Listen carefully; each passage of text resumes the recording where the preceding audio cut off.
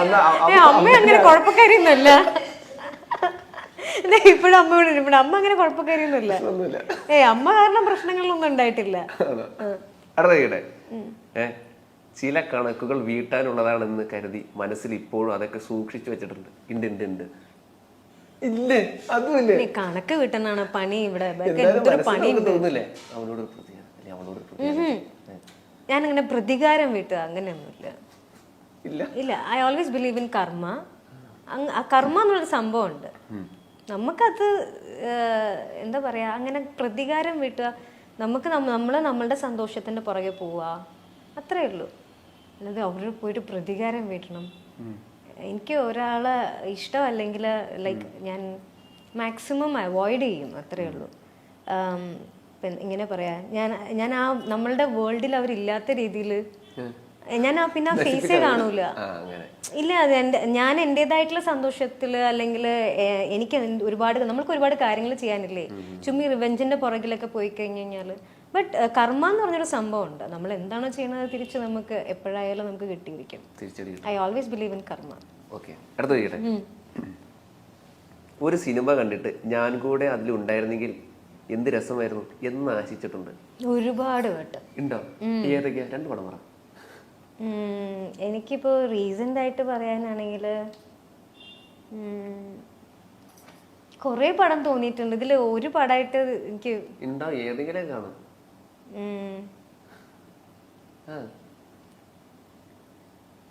ഇപ്പൊ റീസെന്റ് ആയിട്ട് കണ്ടത് ഏതാ? പാച്ചു ഉണ്ടായിരുന്നു, പാച്ചു അത്ഭുത വിളക്കും. അത് കണ്ടപ്പോ എനിക്ക് തോന്നി അതിലൊക്കെ ഒരുപാട് ക്യാരക്ടേഴ്സ് ഉണ്ടല്ലോ. സിനിമയുടെ ഭാഗമാവണോന്നാണോ തോന്നിയത് അതിലെ, അതോ നായിക ചെയ്ത ക്യാരക്ടർ? അങ്ങനെയല്ല. ഇപ്പൊ ഏതെങ്കിലും ഒരു നല്ല സിനിമ കാണുമ്പോഴത്തേനും എനിക്ക് കൂടുതലും പഴയ പടങ്ങൾ കാണുമ്പോഴാണ് എനിക്ക് ഫീൽ കിലുക്കം തോന്നിയിട്ടുണ്ട്. അതില് രേവതി മാം ചെയ്ത ക്യാരക്ടറില്ലേ, അടിപൊളിയല്ലേ. പിന്നെ മറ്റേ മിന്നൽ മുരളിയിലെ ഷെല്ലി ചേച്ചി ചെയ്ത ക്യാരക്ടറില്ലേ, അങ്ങനെയൊക്കെ കാണുമ്പോ എനിക്ക് എപ്പോഴും തോന്നാറുണ്ട്. അത് സിനിമ കാണുമ്പോന്ന് മാത്രല്ല, ഇപ്പൊ നമ്മള് റിയൽ ലൈഫിൽ ഏതെങ്കിലും ഒരു ഡിഫറെന്റ് ആയിട്ടുള്ള ഒരു ക്യാരക്ടർ ഞാൻ മീറ്റ് ചെയ്യുമ്പോൾ എനിക്ക് തോന്നും, എനിക്ക് ഈ ഒരു ക്യാരക്ടർ നമ്മൾ പ്ലേ ചെയ്താൽ എങ്ങനെ ഉണ്ടാവും എന്നൊക്കെ എനിക്ക് തോന്നും. മനസ്സിനെ വിഷമിപ്പിക്കുന്ന ഓരോ കാര്യങ്ങൾ ചെയ്തു കൂട്ടിയ മനുഷ്യരോട് നിരുപാധികം ക്ഷമിക്കാനുള്ള മാനസിക ശക്തി സ്വയം ഞാൻ ആർജിച്ചിട്ടുണ്ട്. ക്ഷമിക്കാനുള്ള ശക്തിയാ?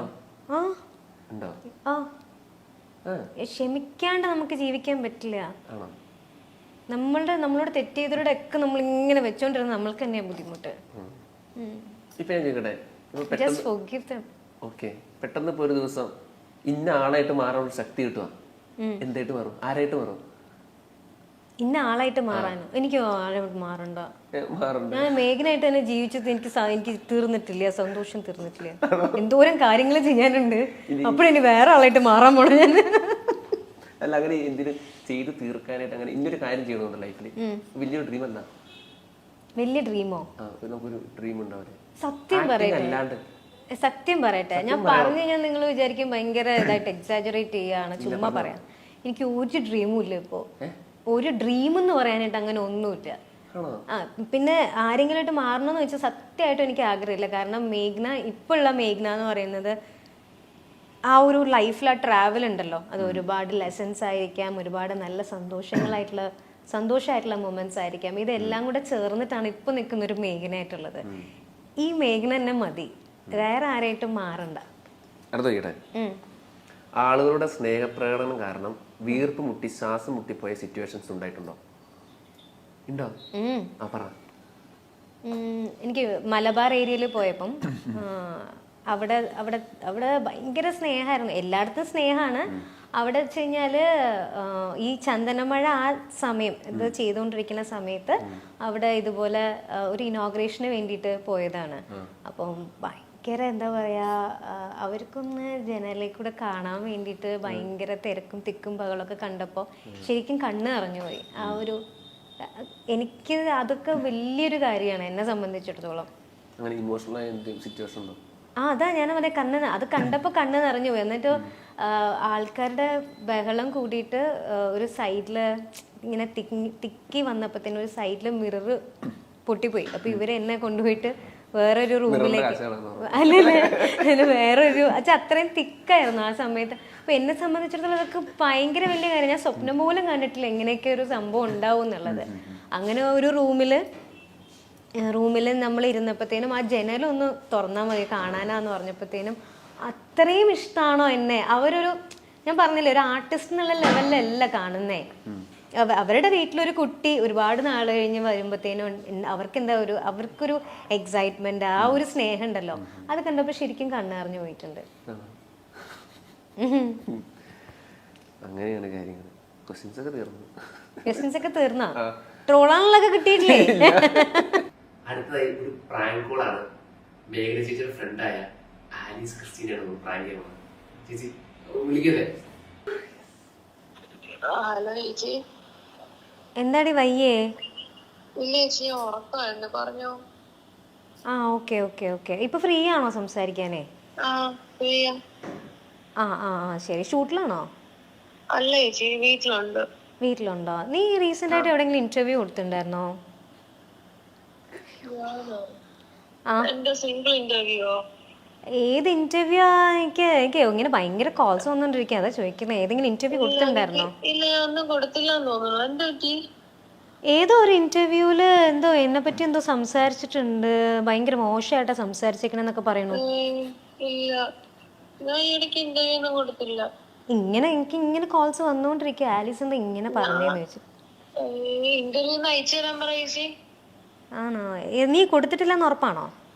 ആ, എന്റെ ഓർമ്മയില് ഞാൻ ലാസ്റ്റ് ഇന്റർവ്യൂ കൊടുത്തത് ഒരു 3-4 മാസത്തിനൊക്കെ മുമ്പായിരിക്കും. എനിക്ക് ഓർമ്മയേ ഇല്ല. എന്തോ ചേച്ചി ഭയങ്കര ജാടയാണ്, ആ രീതിയിലൊക്കെ സംസാരിച്ചു. ഭയങ്കര ഭയങ്കര അഹങ്കാരം. ഇന്റർവ്യൂ അയക്കാൻ പറ അവരടുത്ത്. ആണോ? ആ ചേച്ചി പറ, ഞാൻ ഇന്റർവ്യൂ അയക്കാൻ കണ്ടു കഴിഞ്ഞിട്ട് അവളെ വിളിക്കാം. ഞാനും വിചാരിച്ചു നീ എന്നെ പറ്റി അങ്ങനെയൊക്കെ പറയോ, നമ്മൾ അത്ര ഇതായിട്ട് എപ്പോ തൊട്ടുള്ള ബന്ധം. ഇല്ല, ഇന്റർവ്യൂ ഞാൻ കൊടുത്തിട്ട് തന്നെ കൊറേ കാലമായി.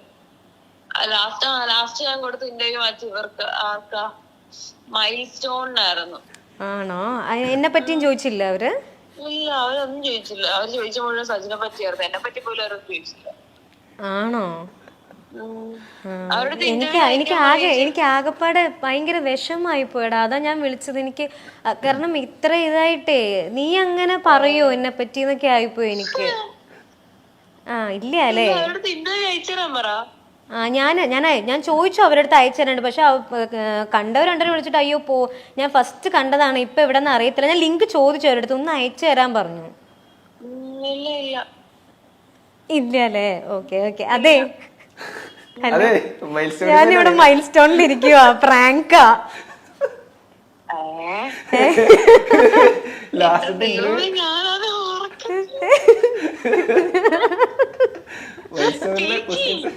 ചേച്ചി അയ്യോ പാവട്ട, ഞാൻ ഇവിടെ നിന്നുണ്ട്. നീയാണെങ്കിൽ ഞാൻ ലാസ്റ്റ് കൊടുത്തത് മൈൽ സ്റ്റോണിന്റെ ഇന്റർവ്യൂ ആണെന്നൊക്കെ പറഞ്ഞോണ്ട് ഞാൻ ദൈവമേ ഞാനിവിടെ നിന്നുണ്ട് വേർക്കുമായിരുന്നു. ഇവര് വിടുന്നില്ല, ഒരാളെ വിളിച്ചേ പറ്റുള്ളൂ, ഒരു ഫ്രണ്ടിനെ വിളിച്ചേ പറ്റുള്ളൂ എന്നും പറഞ്ഞോണ്ട് പ്രാങ്ക് ചെയ്യാൻ പറഞ്ഞിട്ട്. പാവട്ടെ, നന്നായിരുന്നു. ശരി, എന്നാലും എന്നെ പറ്റി പറഞ്ഞ തീരെ മോശമായി പോയിട്ടോ. ശരി ശരി, 5 മിനിറ്റ് ആയിട്ട് ഞാൻ വിളിക്കാം. നീ പ്ലിങ് ഇതൊന്ന് മാറ്റിക്കോ. ശരി. പാവം പ്ലിങ്ങി പോയി. ഞാൻ അവസാനമായിട്ട് കൊടുത്ത മൈൽ സ്റ്റോൺ പാവട്ടോ. പക്ഷേ വെബ് സീരീസിന്റെ ആ ഒരു ചെറിയ രീതിയിൽ ചെയ്യുന്നുണ്ട്. അങ്ങനെ വെബ് സീരീസ് ഭയങ്കര സംഭവമായിട്ടല്ല, ചെറിയൊരു രീതിയിൽ എന്തെങ്കിലും ചെയ്യണമെന്ന് തോന്നിയപ്പോ ചെയ്തൊരു സംഭവം. ആ അതെ, മേഘ്ന സ്റ്റുഡിയോ ബോക്സിൽ തന്നെയാണ് വരുന്നത്. അതിന്റെ ട്രെയിലർ ഇറങ്ങിയായിരുന്നു, കണ്ടായിരുന്നു? അതെ അതെ. അതൊരു ഫാമിലി കോമഡി സീരീസ് ആണ്. അതൊരു ഫാമിലിനെ നമ്മൾ ഇൻട്രൊഡ്യൂസ് ചെയ്യുന്നതാണ്. നല്ല കുടുംബം എന്നാണ് സീരീസിന്റെ പേര്. ഒരാൾ മാത്രം, ഞാൻ മാത്രമാണ് അതിനകത്ത് അഭിനയിക്കുന്നത്. പക്ഷെ മോസ്റ്റ്ലി ഞാൻ തന്നെയായിട്ട് മാക്സിമം ശ്രമിക്കാറുണ്ട് എല്ലാം ചെയ്യാൻ വേണ്ടിയിട്ട്. അതല്ലെങ്കിൽ ടെക്നിക്കൽ സപ്പോർട്ടിന് ഞാൻ പുറത്തുനിന്ന് ആളെ വിളിക്കും, നമ്മുടെ ടീമായിട്ട് നമ്മൾ ചെയ്യും.